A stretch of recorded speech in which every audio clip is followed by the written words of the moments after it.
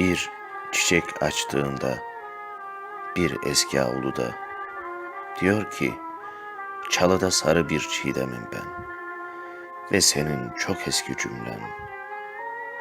Sen otursan, gitmemiş ki olsan, ben sana bir eski Endülüs avlusu, istersen serin bir Portofino getirsem ya da yedi göllerin yedisini birden.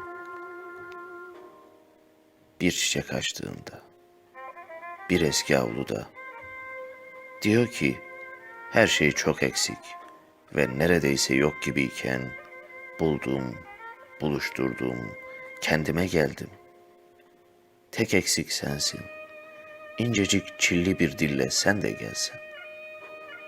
Ben sana kırmızı kiremitli bir çatı, begonviller ve bir mavi kapı ve illa amansız bir avlu getirsem,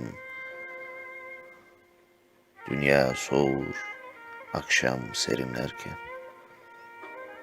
benim sensiz sevinecek bir şeyim yok.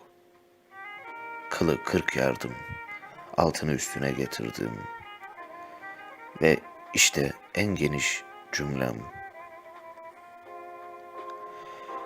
İçimi açtım sana, içini açmak için.